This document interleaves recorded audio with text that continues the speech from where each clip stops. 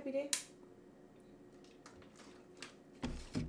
Hi, happy day, and thank you for visiting my channel. If you are new here, my name is Miriam. I'm a numerologist, and I do a lot of things. For today, I want to see about utilizing this tarot deck. This is so bright. Utilizing this tarot deck that I got as a gift. I have never been gifted a tarot card set before. And people always say that in order to have like a tarot card set or whatever, or a deck, that has to be gifted to you. And it had never been gifted to me. And then I've like messed with other tarot card decks. I literally just had a conversation with somebody like just the other day that said, and I was saying, no, I don't do tarot. I don't. But then my mom gave me this akashic tarot. And so, yeah, essentially I want to pull a card for you guys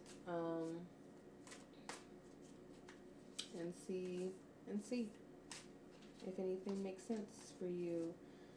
For the people who are coming to me specifically, I say a card and maybe multiple cards. I'm standing right now, so, and I don't have like anything set up for me to do like the full spread or anything. Plus, I'm still getting to know this deck in general. I'm still getting to know this deck in general. So this is the card that came out. And so I'd like to see about what I get off of it intuitively first. Let me put this into it. See what I get off of it intuitively first, and I'd like to read the book. The Oracle of Delphi.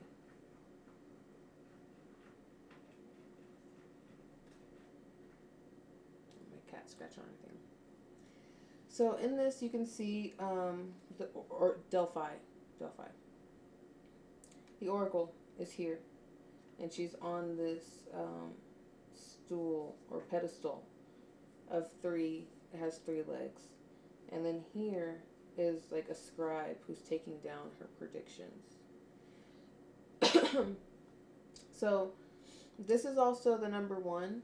So this might be a beginning for you. Like you might be Delphi herself, who's like getting more downloads and all of that. Or you might have someone in your life who does get a lot of downloads, and you're supposed to be like a scribe or keeping track of those for them, so then they don't get lost or something. Like there might be somebody who's close to you, so you may be the scribe, you may be the oracle.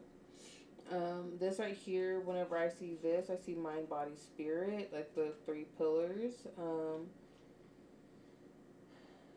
What I can say oftentimes is this is like some type of like business partnership or something. This is what I'm feeling. Like in this situation, like seems like a bit more platonic. But oftentimes finding a business counterpart can be almost like finding a true love. Because then you're able to work in a way that resonates with somebody else. Okay?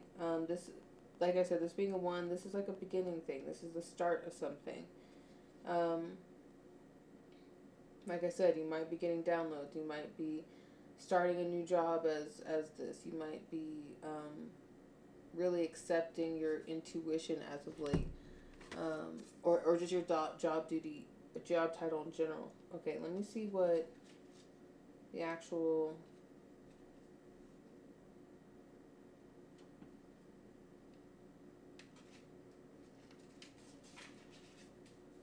You just be patient. Oh, it's the first page. Oh, 43.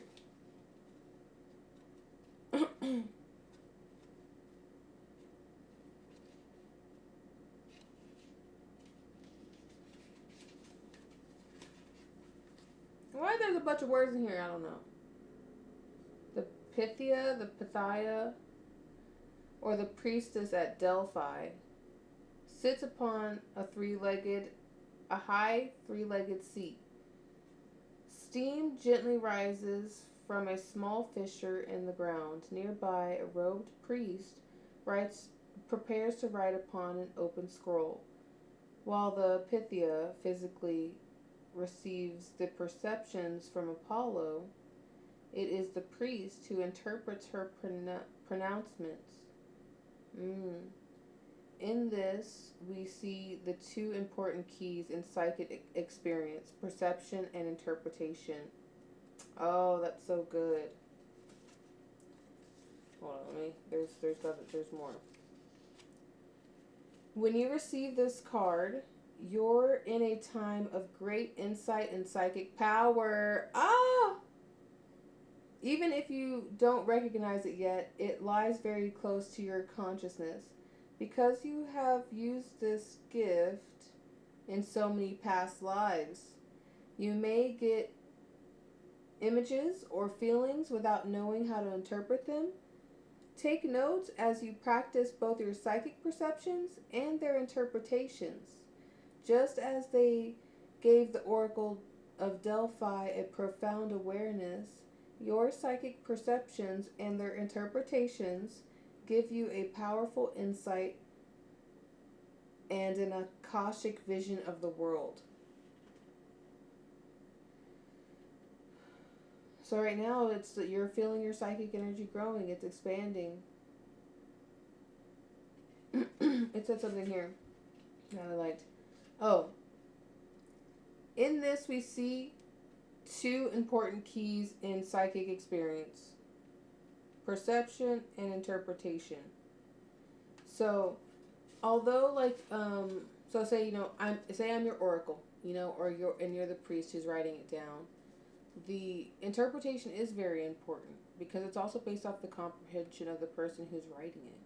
Each priest is not equal. Each priest does not have the same interpretations of these messages.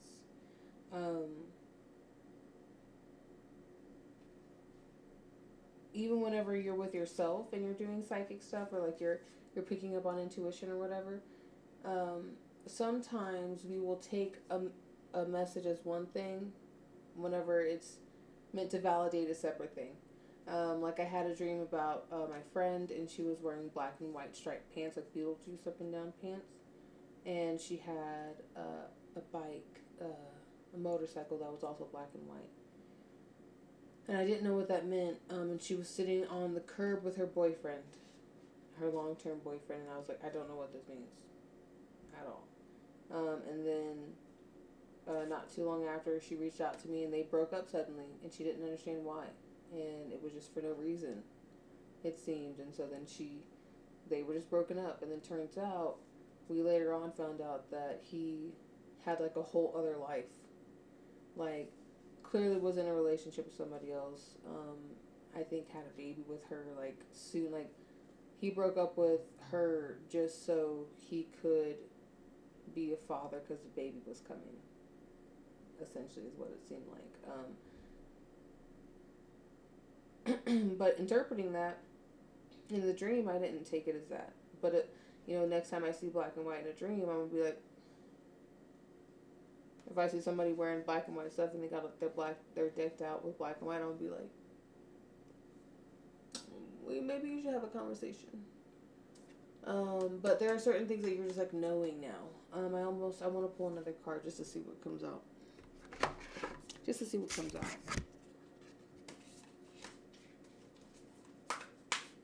$8.58 as I start to shuffle. So, and as you can see, I'm not a good shuffler. Oh. This wanted to come out again, by the way. That's Oracle of Delphi. Wanted to come out again, by the way. So, like, you're in a time of psychic power. And please listen. And you know that.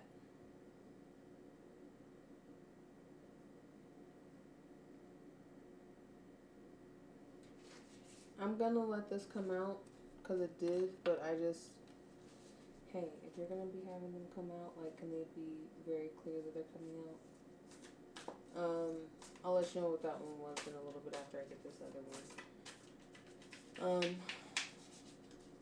I went ahead to put the Oracle of Delphi back in there because just in case she wanted to pop out again, and then she immediately popped out again. And as you can see, I'm not a great shuffler, but I'm going to shuffle enough to get to whatever's supposed to be said. Yeah, I'm just going to do one more card. I mean, it might just be that card. Maybe no other cards want to pop out. Maybe it's just that one. I'm just gonna give it like a few more. She seems content and happy with this. Okay, I trust you.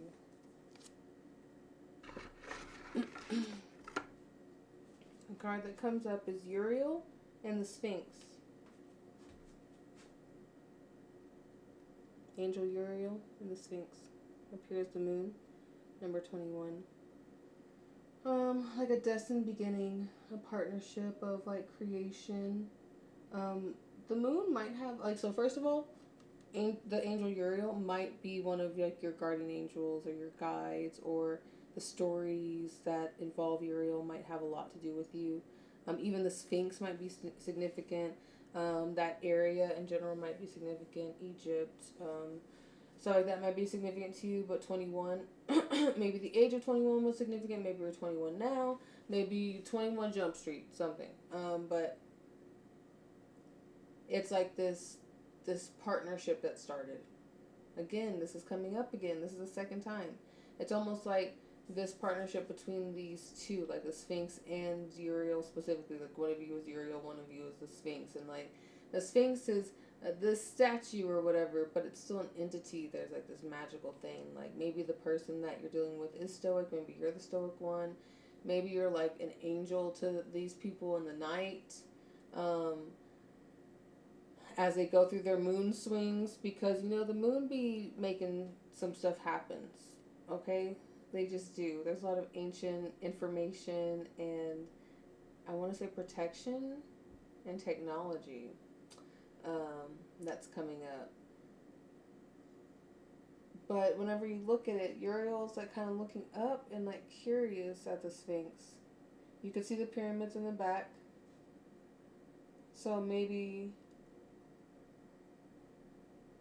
it's almost like he's not even quite looking at the Sphinx. It's almost like he's looking past the Sphinx as to what's to come after. I don't know.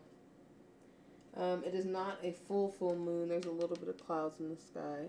Let's see what we got for Uriel and the Sphinx.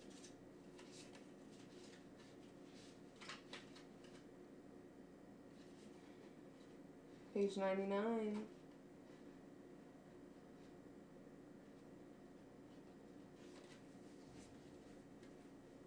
Oh, Archangel Uriel. My bad. Archangel Uriel. So you might be calling it like Archangel Uriel might be somebody that you're working with. So you might call on Archangel Uriel for whatever he does or she. They. Angels are angels, Okay. The Archangel Uriel stands before the Sphinx under a full moon. It doesn't look like a full moon, but okay. Under a full moon. The Sphinx is usually shown with the body of a lion, indicating strength, and the head of a king, showing authority and intelligence. But more than this, the Sphinx represents the enigmatic and inscrutable, the silent holder of truth and the ancient mysteries of the world. Here, the Archangel Uriel connects and confers with this great source of mystery. Mm-hmm. This card shows that it's time for you to do the most important and possibly the most difficult work in your life. The digging and inner discovery that takes you to deeper self, to your deepest self and your deepest power. Oh, yes, I see why you wanted me to choose this card. Okay. And your deepest power. Even the great Sphinx had to be dug out many times from the blowing desert sands that buried it up to its neck. And you must dig diligently too. You may have to chip away at the rock-like substance of your old beliefs and histories so that you can get to the truth inside. But don't worry, you have begun already. I said this is beginning. Okay, you have begun already. And you have made considerable inroads. It's true. Like let me finish reading this. There's also someone here to help you, Uriel, whose name means fire of God. You can work directly in your meditation with this archangel for self-understanding, transformation, and guidance. Also be on the lookout for someone in your daily life whom Uriel has sent. This could be a teacher, a mentor, or even a new friend who shares a kinship with you about this inner quest. It is a relationship of great value that comes in at a time of profound power. Don't diminish the importance of this phase. It is this work that leads you to your initiation and to your higher power. Sister girl, boyfriends. Oh my lordy. What you gonna do about that, boyfriend? So right here, where it says you've made considerable inroads, the proof is in the pudding. The fact that you are having these intuitive things, the fact that you're like feeling this power, this change, these connections, like it's still easy to muddy those. Like you still might like find a connection with somebody and be like, oh my god, I'm in love with them, because you're still working through like your deepest inner self and your deepest power or whatever. But you still might be like misconstruing some things. But there's a clarity that's happening, and the reason why, it's because you've been doing the work. You've been scooping away. And you're like, oh, it's not just a head in the sand. It's a whole Sphinx situation. Right here, whenever Uriel, whose name means fire of God. Fire of God, it reminds me of that. Fire and God come up a lot, like love and fire and the heart, the cleansing fire of love and all of that. So it makes me think of that. What was this? Yep, self-understanding and transformation. This is a big deal, guys. I would like for you to definitely listen. There's nothing for you to do. It's already begun, love. You're already on the path. There's nothing you have to do. There's nothing you can do. Not like in a bad way. It's just more like, hey, like you can't do anything to screw it up. Like, for some reason, like they know all your stuff that's gonna get in your way. They know how you self-sabotage, all that. But feel comfortable to call on your guides. Feel great to talk to them, and some of your guides are really powerful. Archangels, these are people who really are on your side, who have been assigned to you, because you have work that you're doing, and sometimes it may feel so big, or maybe it just feels super small. Honestly, maybe you feel like so insignificant or whatever, but the work still is meant to be done by someone. There are janitors, there are CEOs, there's everything in between. There are worker ants, there are queen ants, there are baby ants, but ultimately everyone's been hired for some type of job. Maybe you're getting this like promotion energetically, akashically, records wise.